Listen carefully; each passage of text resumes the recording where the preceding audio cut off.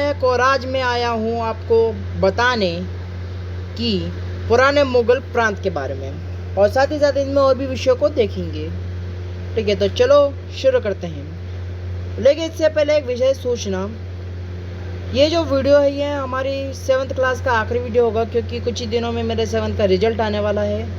फिर इसके बाद मैं 8th के वीडियो बनाऊंगा जो साइंस रिलेटेड भी होंगे, हिस्ट्री रिलेटेड भी होंगे।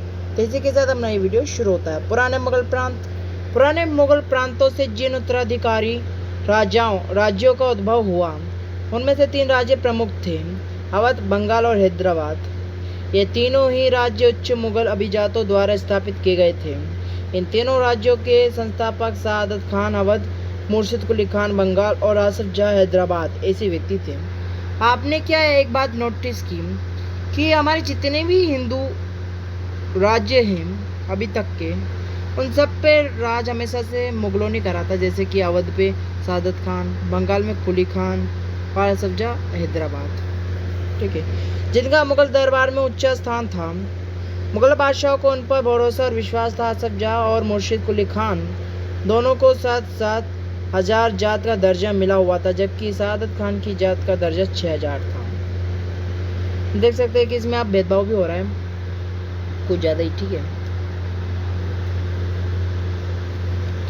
निजाम मतलब हैदराबाद, निजाम उल मुल्क आसफ जाह 1724 से 1748, जिसने हैदराबाद राज्य की स्थापना की थी, मुगल बादशाह फर्रुख खसियर के दरबार का एक अत्यंत शक्तिशाली सदस्य था। उसे सर्वप्रथम अवध की सूबेदारी सौंपी गई थी और बाद में उसे दक्कन का कार्यभार दे दिया गया था। 1720 से 1722 के मध्य ही दक्कन प्रांतों का सूबेदार होने की वजह से आसफ जाह के पास पहले से ही राजनीतिक और वित्तीय प्रशासन का पूरा नियंत्रण था। दक्कन में होने वाले उपद्रवों और मुगल दरबार में चल रही प्रतिस्पर्धा का फायदा उठाकर वे सत्ता हत्याई तथा उस क्षेत्र का वास्तविक शासक बन गया।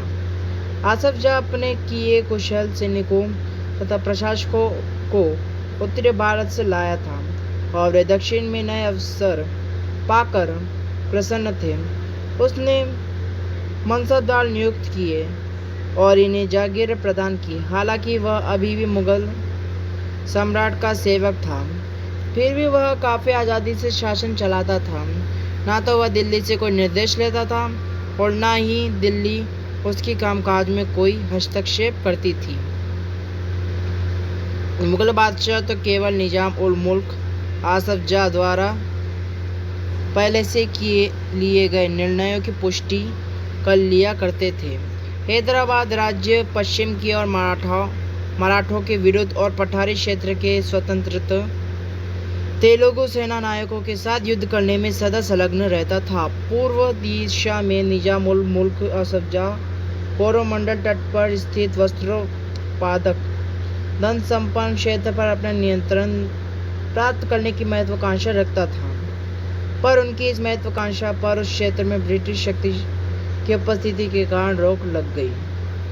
निजाम की फौज, बट इससे पहले एक आएगा ब्रेक, फिर उसके बाद अपन आगे पढ़ेंगे। हाँ तो फ्रेंड्स, अगर आपको कॉमेडी से बड़े एक अगर पसंद है तो आप देख सकते हैं अनायसा, और अगर आपको पसंद है एक्सपेरिमेंट्स तो आपके लिए भी एक बहुत बड़ा चैनल है, वो आप देख सकते हैं। ठीक है, इस चैनल का नाम है क्रेजी XYZ। इस चैनल के यूट्यूबर हैं अमित शर्मा, जो बंसुर विलेज अलवर डिस्ट्रिक्ट में रहते हैं, और इसी से एक और रिलेटेड चैनल है। इस चैनल का नाम है एक्सपेरिमेंट किंग। इस चैनल में शिवराज भाई एक तो एक्सपेरिमेंट दिखाते ही हैं, बट काफ़ी ज़्यादा प्रैंक भी करते हैं। जैसे एक प्रैंक क्या था वो भी आप देख सकते हैं।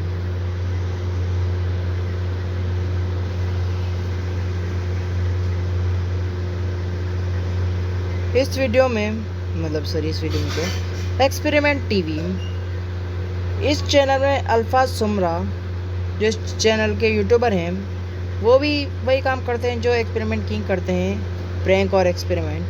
इनके भी काफ़ी सारे प्रैंक है, जैसे कि फ़ोन तोड़ना और साइकिल तोड़ना, लेकिन बाद में ये नहीं साइकिल और फ़ोन भी दे देते हैं। हाँ तो फ्रेंड्स, इसी के साथ ये ऐड खत्म होता है और अपन चलते अपने पुरानी चीज पे।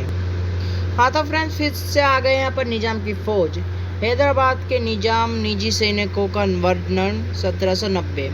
निजाम के पास 400 हाथियों की सवारी है और उसके पास कई हजार घुड़सवार रहते हैं। इन अत्यंत कुशल और अति सुंदर सजे हुए सवारों का सांकेतिक वेतन 100 रुपये से ज़्यादा है। अवध। बुरहान उल मुल्क सादत खान को 1722 में अवध का सूबेदार नियुक्त किया गया था। मुगल साम्राज्य का विघटन होने पर जो राज्य बने उनमें ये राज्य सर्वाधिक महत्वपूर्ण में से एक था। अवध एक समृद्धशाली प्रदेश था जो गंगा नदी के उपजाऊ मैदान में फैला हुआ था और उत्तरी भारत तथा बंगाल के बीच व्यापार का मुख्य मार्ग उसी में से होकर गुजरता था।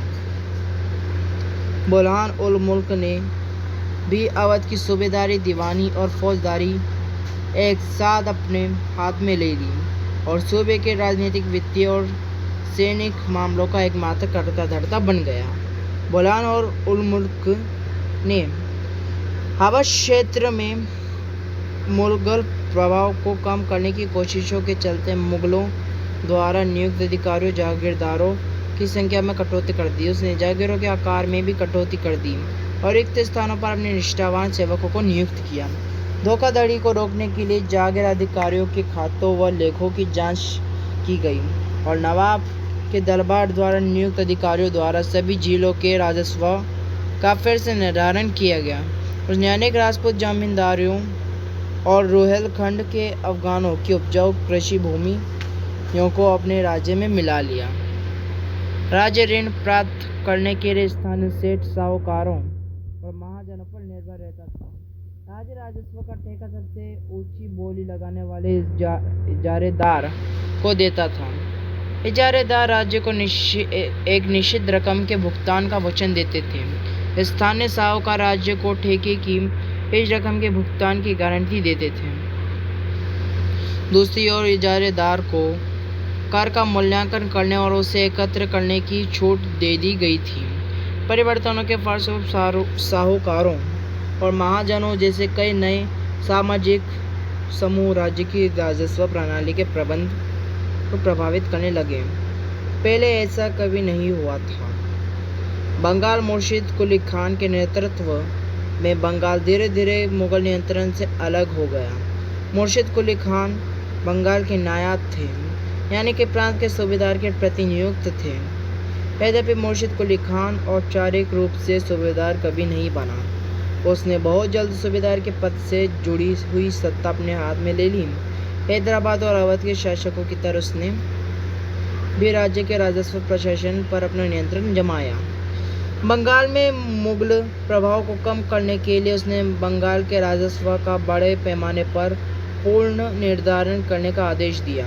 सभी जमींदारों से बड़ी कठोरता से राजस्व नगद वसूल किया जाता था। परिणाम स्वरूप बहुत से जमींदारों को महाजनों तथा साहूकारों से उधार लेना पड़ता था।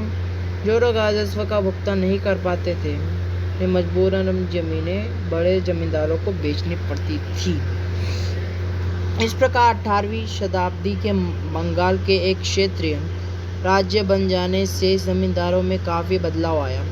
राज्य और साहूकारों के बीच हैदराबाद तथा अवध में जो घनिष्ठ संबंध था वह अलीवर्दी खान के शासनकाल 1740 से 1756 में बंगाल में भी स्पष्ट दिखाई दिया। शासन काल में जगत सेठ का साहूकार घराना अत्यंत समृद्धशाली हो गया। यदि हम इन राज्यों के अभिलक्षणों पर विहंगम दृष्टि डालें तो हमें उनमें कुछ सामान्य विशेषताएं देखने को मिलेंगी। प्रथम, यद्यपि बड़े राज्य पुराने मुगल अभिजातों द्वारा स्थापित किए गए थे, अभिजात कुछ प्रशासनिक व्यवस्थाओं के प्रति संदेहास्पद थे जो उन्हें उत्तराधिकार में मिले थे। विशेषतः वे जागीरदारी व्यवस्था को अत्यंत संदेह की दृष्टि से देखा करते थे। दूसरा, उनके कर प्राप्त करने के तरीके मुगलों से भिन्न थे।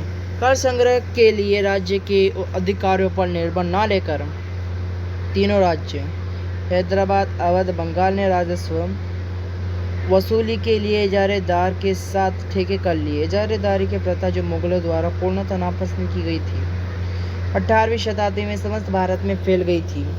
तथापि देहात के उसके प्रभाव में क्षेत्रीय विभिन्नता थी। इन सभी क्षेत्रीय राज्यों में तीसरा सामान्य लक्षण यह था कि उनमें राज्य और धनी महाजनों तथा वाणिक जनों के बीच संबंध उभरने लगे। ये साहूकार महाजन प्रति भूमि जमानत या बंधक के रूप में जमीन रख लेते थे और उनकी जोतों से अपने खुद के कारिंदों के जरिए कर वसूल लिया करते थे। इस प्रकार समस्त भारत में धनाढ़ साहूकारों और महाजनों की इस नई आर्थिक व्यवस्था में साझेदारी बढ़ गई। हाँ तो फ्रेंड्स, अपन अगली बार पढ़ेंगे कल ये वीडियो आएगा, लेकिन आखिरी बार आएगा क्योंकि कल के बाद अपन नए वीडियो डालेंगे। इसी के साथ आपको बाय बाय।